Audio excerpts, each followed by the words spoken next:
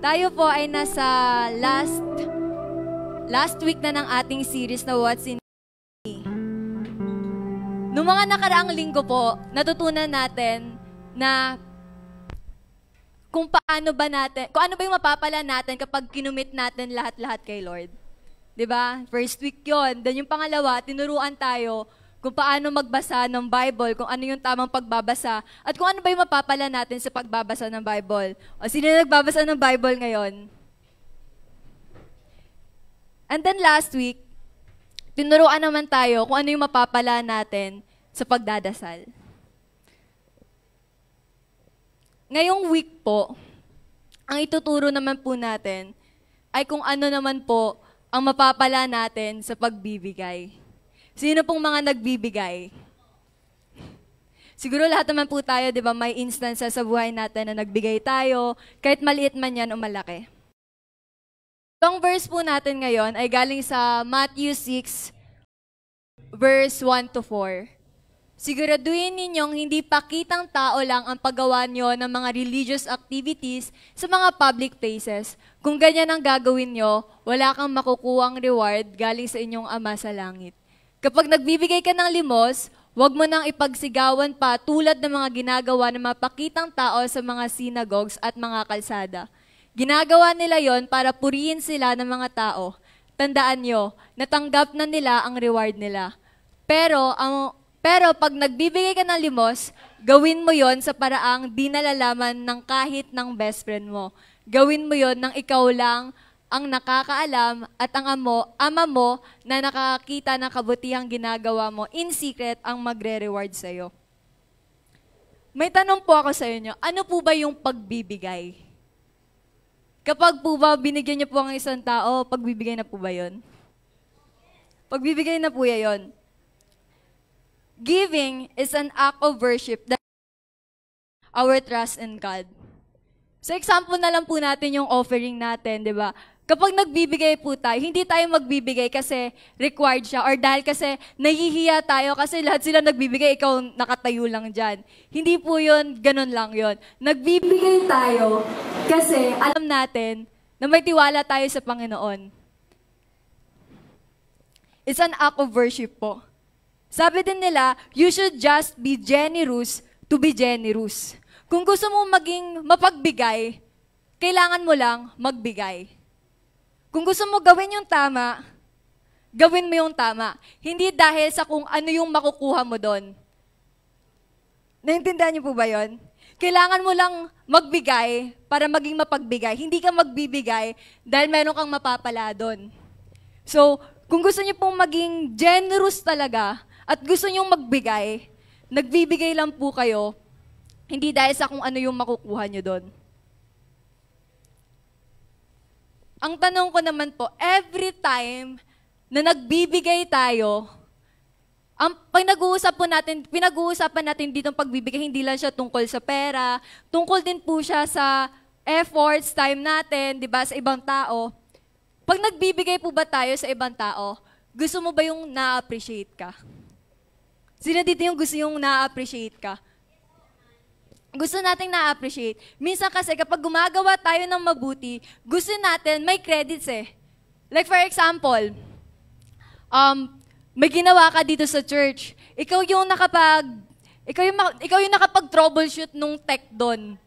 So ngayon, dahil meron kang naibigay, meron kang naiambag, gusto mo yung sabihin nila, grabe ang galing-galing mo, nagawa mo yun. Ay, si ano yung nakapag-troubleshoot nung tech natin. Napakagaling niya, parang ganon. So, minsan kasi, gusto nating na-appreciate tayo. For example, ako, bago ko gawin tong message ito, ang dami na pumapasok sa isip ko ng mga senaryo. So, binabato na po ako ng ginagawa ko palang po ito. Every time po na nagiging good job ako or may ginagawa akong maganda, gusto ko pong sinasabihan ako ng good job. Kasi kapag hindi, magdadasal talaga ako kay Lord. Sabihin ko, Lord, hindi ba sapat yung ginagawa ko? Lord, bakit hindi nila nakikita kung ano yung mga efforts na binibigay ko sa kanila? Bakit hindi pa ba enough yun, Lord? Alam yung mga ganon? Sinasabi niyo rin ba yun? Na bakit parang hindi naman enough yung binigay ko? Yung ganon. Itong last topic po ng series natin na What's in it for me will teach us not to be self-centered in our giving. Sabi ko nga kanina, hindi lang sa pagbibigay ng pera or ibang material na bagay, pero sa pagsaserve din natin kay Lord. We give our efforts, talents, skills for the sakes of others. Sa mga nagsaserve sa Rev Kids, hindi lang naman kayo nagsaserve dyan kasi gusto nyo lang, di ba? Gusto nyong alagaan yung mga bata. Mag-e-enjoy kayo kapag inaalagaan nyo yung mga bata, di ba? So, ginagawa natin yon para sa kapakanan din ng ibang tao. Pero minsan kasi, ginagawa na lang natin yung mga bagay-bagay para sa sarili natin. Minsan ba naiisip nyo yon? Na kaya ka na lang nag-host dito, kaya ka na lang tumutugtog, kaya ka na lang kumakanta or nagtuturo sa kids, o dun sa mga media team, kaya ka na lang nag-volunteer. Kasi gusto mong lumago or gusto mong mag-improve yung skills mo. Wala namang masama doon. Kasi maganda naman talaga, lumago tayo, di ba? Pero kung ginagawa na lang natin tong mga bagay na to, para sa sarili lang natin, hindi na yata maganda yun. Diba? Nawawala na yung care natin sa ibang tao. Puro na lang tayo, gusto ko kasi mag-improve, gusto ko mag-improve, gusto ko mag-improve. Ayaw mo nang, wala na dun yung thoughts na gusto kong mag-serve sa ibang tao. Kaya ngayon, pag-usapan po natin kung paano ba natin iisipin ang kapakanan ng iba sa pamamagitan ng pagbibigay. Yan, meron pa akong pictures dito. May mga nagbibigay, ayan, for example dito, nagbigay siya ng mga gulay. Dito, taro, binivideo niya. May nakikita ba kayong ganung video sa mga vlog? Inaabot na lang, di ba? Or dito, tamo, galing pa pumoro, parang si Pastor Alex yata. Pero ang galing pa, ganda pa ng angle, no? Pero kasi, may tamang way o merong tamang puso sa pagbibigay. Kapag tayo ay magbibigay o gumagawa ng mabuti, ito yung gusto kong makita din ninyo doon sa nakita ko doon sa verse. Yan, paano ba ang tamang pagbibigay? Kapag tayo ay magbibigay, dapat huwag pakitang tao. Sabi nga sa verse 6 verse 1a, siguraduhin ninyong hindi pakitang tao lang ang paggawa nyo ng mga religious activities sa mga public places. Wala naman pong masama doon sa mag-picture-picture kapag nagbibigay tayo sa ibang tao. Pero kasi, kung pakitang tao lang yon, para may ma-post ka lang sa Facebook, parang saan yung pagbibigay doon? Kung nag-earn ka naman ng parang mga praise, di ba? Wow, grabe, ang bait-bait mo naman, nagbibigay ka sa mahihirap. Ano yung ganon? Na, for example, pakitang tao na magbibigay ka, tapos, sarili mong mga kamag-anak, hindi mo nga maibigay, hindi mo mabigyan. Kunwari sa labas, di ba, may nakita ka, bulube. Kasama mo yung mga friends mo. Bibigyan mo siya ng 50 or kaya pagkain. Tapos nangingi yung kapatid mo sa'yo ng 20, ayaw mo bigyan. Ayun, ganon. Huwag pakitang tao kapag tayo ay magbibigay. Pangalawang nakita ko po is, huwag ipagkalat sa iba. Sabi dito sa Matthew 6 verse 2, pag nagbibigay ka ng limos, huwag mo nang ipagsigawan pa tulad ng mga ginagawa ng mga pakitang tao sa mga synagogues at mga kalsada. Kapag nagbibigay po tayo, huwag din po nating ugaliing ipagkalat sa iba na, si Patrick, binigyan ko ng 20 yan nung nakaraan kasi wala daw siyang mainom eh. Yung sabihin mo kung galing-galing ko kasi bait-bait kong tao, binigyan ko siya. Parang ganon. Alam yung mga simpleng kwento lang sa iba, pero yung purpose mo sa pagsasabi doon sa ibang tao, lalo na sa best friend mo, na siya, binigyan ko siya ng ganito, ganyan. Tinulungan ko yan tinulungan ko yan nung naghihirap siya sa academics parang ganon. Hindi natin nakikita na yung puso natin parang nagbo-boast. Alam mo yung parang pinagmamayabang natin. Hindi ko nilalahat, pero minsan kasi pinagmamayabang natin yung binibigay natin sa ibang tao. So, yun nga po, yung kapag magbibigay tayo, dapat huwag pakitang tao at huwag ipagkalat sa iba. So, ang application po natin ngayon is nandun sa verse na Philippians 2 verse 5. In our giving, dapat yung attitude natin should be the same as that of Christ Jesus. So every time na magbibigay tayo, dapat kung ano yung attitude ni Jesus Christ dito sa lupa noon, dapat gayahin din natin. Ano kaya yung una? Be humble. Sabi sa Philippians 2 verse 3, do nothing out of the selfish ambition or vain conceit, but in humility consider others better than yourselves. Alam niyo po si Jesus Christ, nasa kanya yung nature ng pagiging Diyos. Pero hindi niya po ini-insist na siya yung Diyos. Kung ang Diyos nga nagpapakumbaba, tayo pa kayang tao lang na nagkakasala. Pagdating sa pag-serve natin o sa pagbibigay, hindi dapat natin iniisip na mas marami kang naambag, mas malaki yung inambag mo, o mas malaki yung binigay mo dito sa offering. Siya, 50 lang yung binigay, ako 60. Diba? O wag nating ikumpara kung ano yung binibigay natin sa ibang tao. Siya ano lang naman, usher lang naman siya. Ako dito, tumutugtog ako. Ako dito, nagsiserve ako kung ano-ano to. Siya, usher lang. Huwag tayong ganon. Dapat, humble pa rin tayo na porket nagbibigay ka, hindi mo iisipin na mas mataas ka sa iba. Pero siguro kasi nature talaga nating tao, yung ganon. Gusto natin na makita ng ibang tao yung halaga natin. Gusto natin na nakikita nila kung ano yung naambag natin. O gusto talaga natin na na-appreciate nila tayo. Kaya kapag hindi natin nakukuha yung, kunwari yung simpleng good job lang, yung hindi ka nila nakikita, nagbo-boast na tayo na mismo magpapakita sa kanila. Ako yung nag-ayos ng upuan dito kagabi Ako yung ganito, ganyan. Okay po, ikaw na po. Pero alam niyo po kasi, sa pagbibigay, pera man yan sa ibang tao, tulong, sa offering, sa pagsaserve kay God, lagi po nating tatandaan na hindi natin ginagawa yon para sa ibang tao.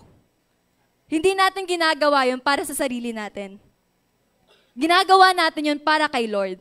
So kung ano naman, kung hindi ka nila makita, ano naman kung walang nakakita sa'yo na ginawa mo tong bagay na to, itong mabuting bagay na to, ano naman kung walang nag-thank you sa'yo? Ano naman kung walang naka-appreciate sa'yo? Ginagawa mo naman yon para kay Lord Don't expect for them to appreciate you. Kasi expectations leads you to disappointments. Masakit ang ma-disappoint. Pero mas masakit kapag si Lord ang na-disappoint sa atin. So, be humble like how Jesus humbled Himself. Totoong magaling ka, totoong mapagbigay ka, pero kaya mo nagagawa yon dahil sa Kanya.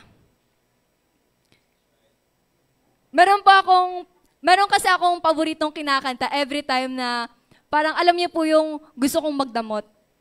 Yung kanta na, yung Blessed Be Your Name. Gusto ko yung bridge doon kasi nakuha yun sa Job 1 verse 21 na, naked I came from my mother's womb, and naked shall I return. Yung bridge po doon, nakalagay doon, you give and take away. Alam niyo po, kung ano man po yung meron sa inyo ngayon, bigay po yan ni Lord. Blessing man yan, pera man yan, talent man yan, skills man yan, lahat yan, bigay po yan ni Lord. So kung hindi mo yan gagamitin ng tama, kung hindi mo yan i-share sa iba, kayang-kaya din kunin ni Lord yan. Diba sabi nga dun sa verse na, lumabas tayong hubad, babalik tayong hubad din. So lahat po ng meron tayo ay bigay lang sa ating Panginoon. Galing sa ating Panginoon. Sana matutunan natin na maging humble sa pagbibigay. Kasi yung ibinigay po natin, hindi po sa atin galing yun. Kay Lord po galing yun. Pangalawa, look out for others. Sabi sa Philippians 2 verse 4, each of you should look not only to your own interest, but also to the interest of others. Sabi po ni Thomas Hobbes, the 17th century philosopher, believed that human beings always act from self-interest. So, tinuruan po kami ng isa naming subject na tayo daw pong mga tao, lagi tayong nag-a-act sa sarili nating interes. So lahat ng ginagawa natin, interesado tayo doon. Kung totoo man yun, yung sinasabi ni Thomas Hobbes, paano natin titignan yung ibang tao? Paano natin titignan yung interes ng ibang tao? How can we look out for others? Paano tayo magiging selfless? Kung puro lang pala self-interest yun. Alam niyo po, every decision na ginagawa natin, nakaka-apekto po yun sa mga taong nakapaligid sa atin. Maliit man o malaki yung decision na yon, nakaka-apekto pa rin po siya. So kung titingnan natin, kung pipiliin nating tignan ang interes ng ibang tao, at hindi lang yun sa atin, dapat iniisip natin na instead of, ano bang mapapala ko rito? Instead na ganon, anong mapapala namin dito? Hindi mo tinitignan kung ano yung makakapag-benefit sa'yo kapag ginawa mo tong bagay na to, kapag nagbigay ka ng tulong sa ibang tao. Dapat tinitignan mo, ano kaya yung mapapala ng ibang taong nakapaligid sa akin? 'Di ba? Marami po tayong gustong gawin sa buhay, tama po ba? Bukod sa plano ni Lord, may sarili po tayong plano. Tama? Alam niyo po, kung pag-uusapan natin yung sarili kong plano, gusto ko pong i-pursue yung, parang yung mundo. Gusto kong magtrabaho na, ganyan. Ayoko na lang mag-aral para at least marami akong time gawin yung mga bagay na gusto ko. Yun po yung gusto kong gawin. Yun yung self-interest ko. Pero may another interest naman ako, which is gusto kong mag-improve o pag-aralan yung passion ko. Kaya gusto ko rin naman mag-aral. So tingin niyo po ba yung pagtigil ng pag-aaral may makakapag-benefit doon? Sa tingin niyo meron? Meron. Ako, sarili ko, gusto ko yun eh. Yun yung, doon ako interesado eh. So kahit anong mangyari, masaya ako doon. Pero ang tanong, may nakaka-apekto kaya sa ibang tao? May makakapag-benefit kaya sa ibang tao nun? Siguro meron. Pero sa pangalawang interest kasi, na gusto kong i-pursue naman yung passion ko sa pamamagitan ng pag-aaral, pagtatapos ng pag-aaral, marami pong makakapag-benefit doon. So mamimili lang ako doon sa dalawang interest na yun. Doon matitest yung pagtingin ko sa kapakanan ng ibang tao. Pipiliin ko makapagtapos ng pag-aral dahil para makatulong sa magulang at syempre para makatulong sa ibang tao na nangangailangan. Dahil alam ko na meron na akong maibigay kapag nakapagtapos ako. Alam niyo yung pagkakaiba doon? It's about choosing something that can benefit others, hindi lang sa sarili mo. So, ganun po yung sinasabi doon na look out for others. Hindi sa lahat ng ginagawa mo araw-araw, hindi lang dapat ikaw yung nakakapag-benefit doon, kundi yung ibang tao din. Mahirap maging selfless. Mahirap mag-decide o gumawa ng isang bagay para sa kapakanan ng ibang tao.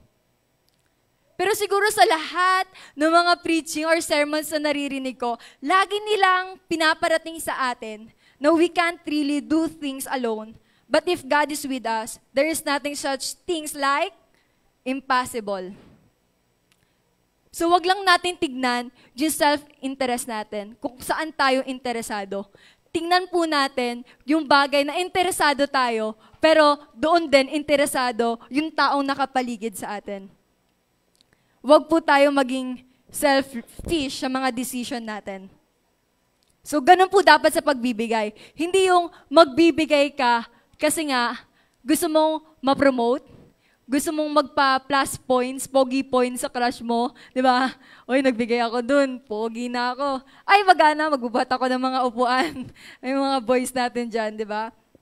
So, hindi lang dapat natin ginagawa yun para sa self-interest natin, pero kaya tayo nagbibigay, kaya tayo nag-e-effort, kasi gusto ng iba din na, alam mo yung, gusto nilang lumago ka, gusto din nilang makapag-benefit yung kids. Diba? Alam niyo ba kung ano yung mga resulta dun sa pagbabantay niyo sa kids, sa mga bata natin? Lumalago sila dahil pinapalago niyo sila. Lumalago kayo, at the same time, may pinapalago kayo. And number 3, obey God. Sa pamamagitan po ng pagbibigay, dapat, una, maging humble tayo. Pangalawa, we should look out for others. At pangatlo, syempre, dapat nating sundin si God. Sabi ko kanina sa verse na dapat gayahin natin yung attitude ni Christ. Sabi dito sa Philippians 2 verse 8, He humbled Himself and became obedient to death. Naging masunurin si Jesus hanggang sa kamatayan niya. So, kung sinasabi natin na dapat yung attitude natin is gayahin natin yung naging attitude ni Jesus, at yung pagiging obedient din ni Jesus Christ, dapat din nating gayahin. Kapag may pinapagawa si Lord sa'yo, na magbigay ka sa taong to, mag-serve ka sa ministry, o kahit anumang gawain na hindi lang ikaw yung magbe-benefit kundi ibang tao, dapat mong sundin yon. Every time na sinusunod natin si Lord, sumusunod din yung blessings. Totoo po yun. Sumusunod po yung blessings. Every time nagbibigay tayo dahil kinausap tayo ni Lord na magbigay ka, ano yung nabibless ka ng sobra-sobra? Wala kang ginagawa, ikaw yung nagbigay. Pero bakit ikaw yung sobrang blessed na blessed?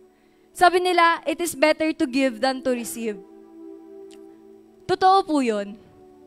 It is better to give than to receive.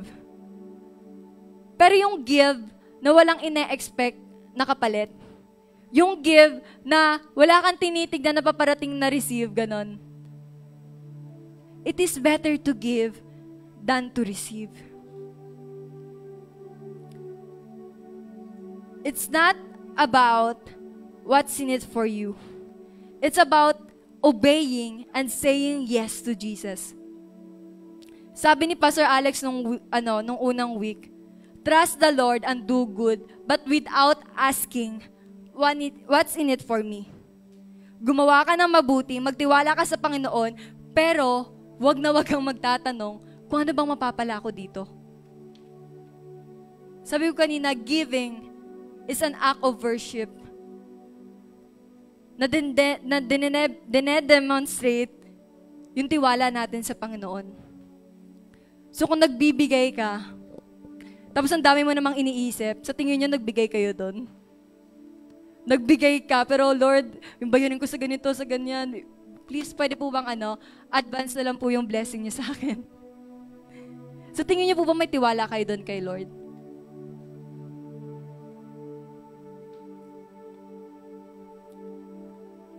Sabi natin kanina, kapag gumagawa tayo ng mabuti, dapat tayo lang yung nakakaalam. Dahil kapag pinagkalat natin sa iba yon, pinupuri tayo, di ba? Sinasabi nila, bait-bait mo talaga, kaya kaibigan kita eh. Kapag pinuri tayo ng ibang tao, dahil sinabi natin sa kanila, yung mga mabubuting ginawa natin, ibig sabihin po nun, nakuha na po natin yung reward na yon. Kung nakuha natin yung reward na yon dahil sa pagiging mabuti, ibig sabihin, parang pinagpalit po natin ang pagiging gold medalist sa pagiging silver medalist. Gold na sana, no? Naging tanso pa. Pero alam niyo po, alam ko na hindi talaga madaling magbigay. Lalo na sa panahong kailangan mong may magbibigay sa'yo. Ibig sabihin, mahirap magbigay kung wala ka. Kung wala kang ibibigay.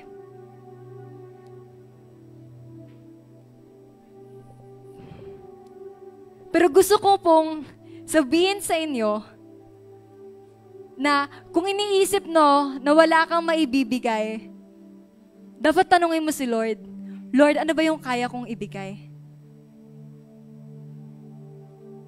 Minsan kasi nakakapagod magbigay sa ibang taong hindi man lang makapag-thank you sa'yo. Nakakapagod gumawa ng mabuti sa mga taong hindi pa nagiging mabuti sa inyo. Nakakasawang magbigay ng effort sa ibang taong ayaw naman tanggapin yung effort nyo. Imagine, yung energy na ginagawa niyo sa mga bagay-bagay. Pero ngayong umaga, gusto ko pong sabihin sa inyo na kung nandun na kayo sa point, nasusuko na kayo sa pagbibigay ng effort ninyo, sa pagbibigay sa ibang tao o tulong sa ibang tao.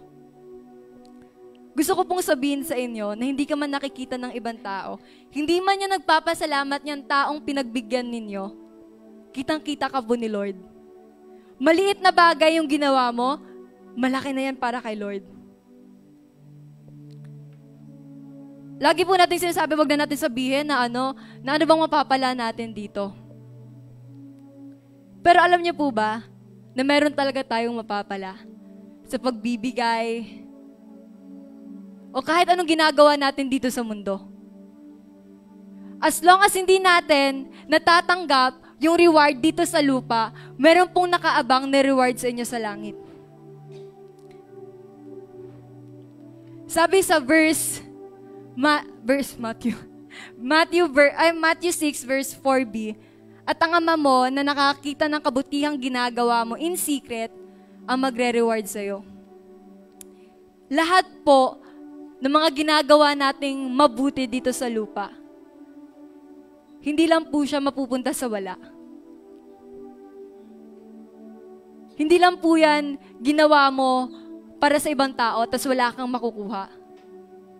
Huwag natin isipin na meron tayong makukuha, pero meron talaga tayong makukuha. Kasi magkaiba yung nagbibigay tayo, pero may expectations. Di ba sabi nga kanina, if you want to be generous, you should be generous. Kung gusto mo mapagbigay, kailangan mo lang magbigay. May sinabi mo lang, kailangan mo lang magbigay, tapos maghintay ng kapalit. Wala namang sinabi dun eh.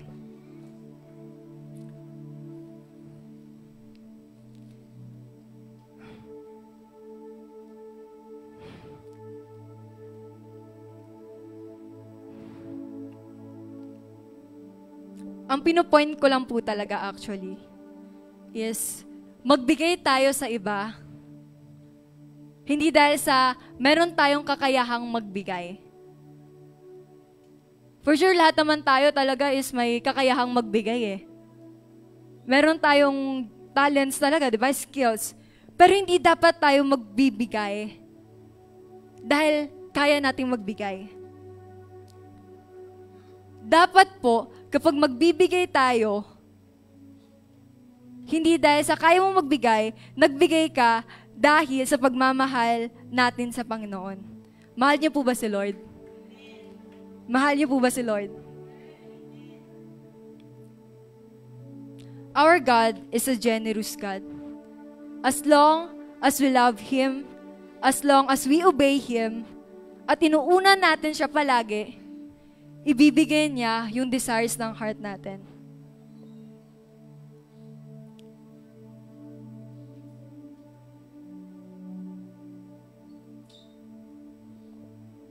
Meron po ba sa inyo na iniisip na paano kaya kung hindi ko na lang binigay yun? Sa akin na lang dapat yun.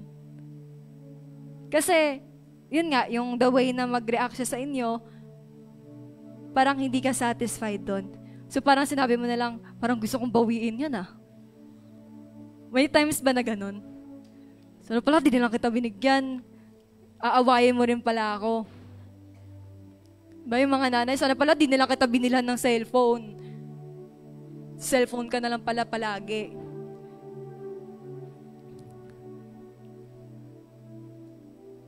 Every time na napapagod tayong magbigay, nagsasawa tayong magbigay sa ibang tao, lagi po nating iisipin, si Lord kaya napagod magbigay sa'yo. Si Lord kaya nagsawang bigyan ka ng mga pangangailangan mo. Diba, Sunday ngayon, isipin natin, simula Monday hanggang Saturday, merong mga blessings na mga maliliit lang na pumapasok sa'yo. Nagugulat ka pag gising mo sa umaga, may pagkain, may pera kayo, pambili ng mga pagkain, di ba? Almusal, nakakapasok kayo sa school. Nakapag-exam ka, kahit di ka nakapag-review, pero madali lang yung exam. Yung mga ganon. Lahat ng mga maliliit hanggang sa malalaking bagay na ibinibigay sa'yo ni Lord, dapat matuto po tayong ibahagi din yun sa ibang tao. Dapat hindi lang natin sinasarili yun. Kasi, lagi po nating sinasabi na kung nakatanggap ka ng blessings, dapat maging blessings ka rin sa ibang tao.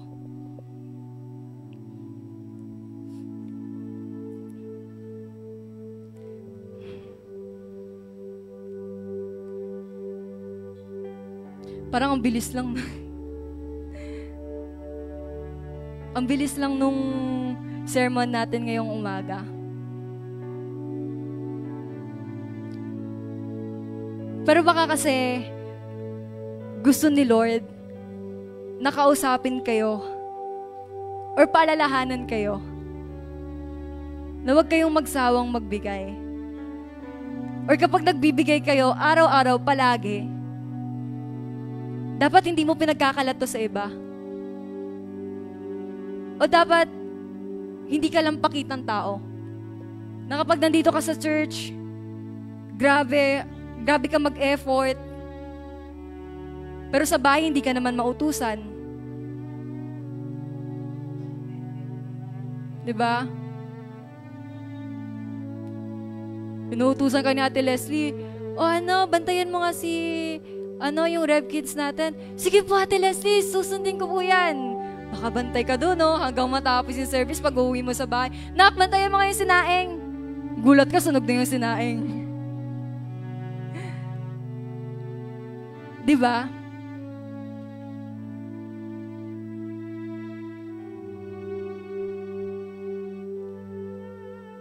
Maliit lang po na bagay. Kaya nga sabi ko kanina, yung mga material na bagay, sinishare nyo sa ibang tao, yung papel, sa school,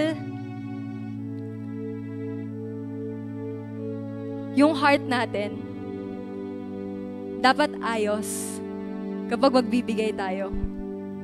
Kasi kung nagbigay ka, para sa sarili mong kapakanan, sinasabi ko pa sa inyo, wala ka pong mapapala. Kasi nakuha nyo na po yung reward nyo eh.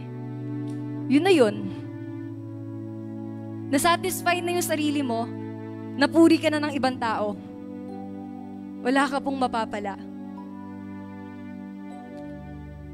Pero kung nagbibigay tayo, at nagiging humble tayo, tinitignan natin yung interes ng ibang tao, at higit sa lahat sinusunod natin si Lord, tapos wala kang hinihinging kapalit, meron ka pong mapapala. Yung reward mo, nasa langit, naka-ready na doon, malaking box. Malaking box yon. Kaya, gusto ko pong sabihin sa inyo, na kung ano man po yung ginagawa nyo ngayon, ngayong umaga, mamayang gabi, sa mga susunod pa na linggo, ipagpatuloy niya lang. Ipagpatuloy niya lang. As long as nakakatulong ka. As long as nakakatulong ka sa ibang tao.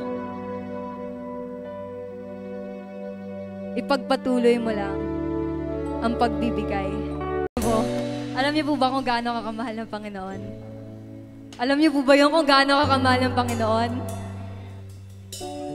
Alam niyo po, kung hindi pa rin natin kayang magbigay sa iba nang walang hinihingi o hinahangad na kapalit.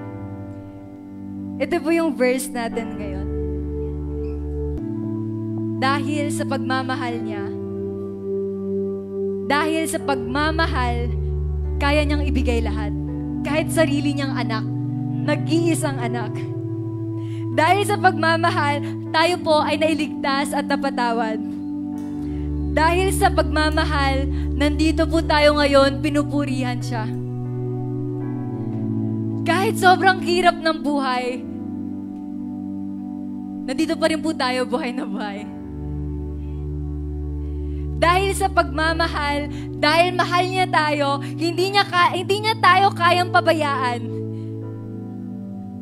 Binibigyan niya lagi lahat ng mga pangangailangan natin.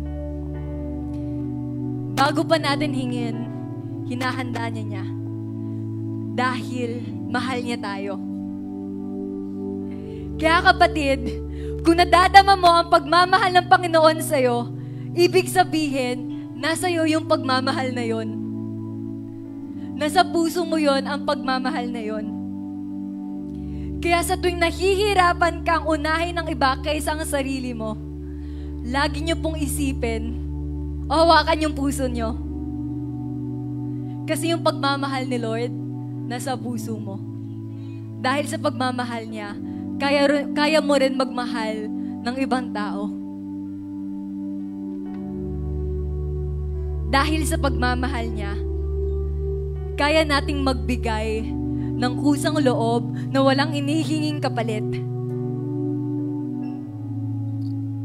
Lahat po ay nagiging madali kapag si Lord ang ating kakampi. Before we receive the blessing, dalawa yung point ni Ninya eh. Kung paano magbigay. Tama? Alala niyo ba yung dalawang point? Okay. Before nun, dalawa yung point niya. Sabi niya, huwag kang pakitang tao at huwag mo ding ipagkalat sa iba. May sinabi si Ninya kanina, and I think yun yung number 3 na dapat. Sabi niya, ina-advance natin yung blessing. O hiningi na natin. Actually, feeling ko dapat yun yung number 3. Huwag mong i-advance yung blessing, ay yung reward. Huwag mong i-advance. Kapag if you wanna give, huwag mong mahilig kasi tayo mag-advance eh. Pati sa trabaho, sir, pa-advance naman dyan. Oh. Hindi pa tapos yung trabaho mo, ina-advance mo na yung sahod mo. No?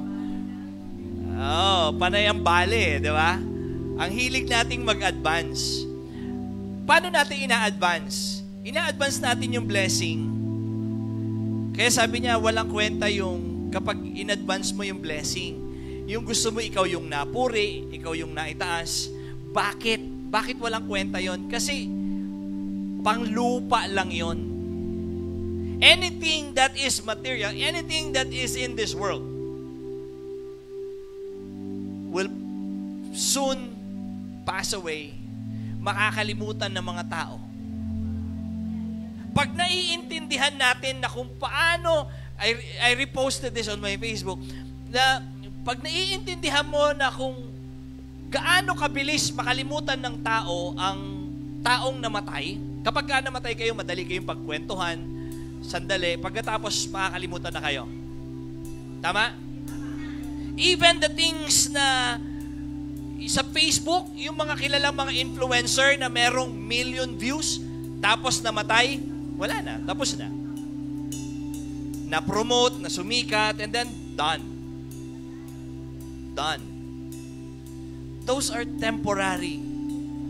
Pero sabi ni Ninya kanina, dun sa point number 2 niya, sabi niya, Christy, palagay ako dun sa sinabik ko kaninang slide. Sabi niya sa point number 2 sa application, sabi nung verse, each of you should look not only to your own interest. Now, you have to understand, ina-acknowledge dito sa verse na ito, yung ating ginagawa at yung ating kapakanan. Ina-acknowledge ng Bible na dapat you also get, tama? Sabi niya, not only to your own interest, pero sabi niya, but also to the interest of others. We look after our own family, yung ating asawa, yung ating mga anak. We look after that. Yung ating pangsarili. Dahil promise ng Panginoon, sa last slide ni Ninya, sabi niya, the Lord will reward you. We look after doon sa reward ng Panginoon. Ano mapapala nyo? Yung reward na bibigay ng Panginoon sa inyo. Now, yung reward ng Panginoon sa akin, akin lang yon. Hindi dama yung mga anak ko doon, hindi dama yung asawa ko doon. Because everything in this world is personal pagdating sa harap ng Panginoon. So pag tinutulungan niyo yung iba, para sa inyo yun. Huwag niyong i-advance. Huwag kayong bumali sa Panginoon. Hayaan natin. Ang sarap nun na kapag ang Panginoon na nag-bless sa inyo. Amen? Christy, palagay ako doon sa last slide ni Ninya. Sa last slide ni Ninya, sabi niya, at ang Ama mo na nakakakita ng kabutihang ginagawa mo in secret. Masyadong, new version. Ha? Kabutihang ginagawa mo in secret, ang magre-reward sa'yo, Ang sarap nun. Alam niyo, yun ang pinakamatamis sa lahat. Ang Panginoon na magre-reward sa inyo. Definitely, we can receive blessing here on earth. Pagpapalain tayo ng Panginoon, pero huwag niyong hayaan na yung mga tao ang magre-reward sa inyo dahil ang galing naman niya. Kasi temporary lang yun. Kapag ang Panginoon ang nag-reward sa inyo, napakasarap nun. Pansinin niyo, taas yung kaliwang kamay ninyo. Tapos tapikin niyo yung nasa kaliwa ninyo. Kaliwa ang pinag-uusapan natin, kaliwa. Tapikin niya, sabi mo, good job ka, good job. O, sa kanan naman, kanan. Katapikin niyo sa kanan, sabihin niyo, good job ka. Tapos dalawang kamay, taas niyo, taas, dalawang kamay. Tapos tapakin niyo yung sarili niyo, good job ka. Good job. Parang walang kwenta, no? Parang ulang eh. Pero pag ang Panginoon na nag-reward at tumapik sa'yo, sinabi sa'yo, good job ka, anak. Good job ka, anak. Good job ka, anak.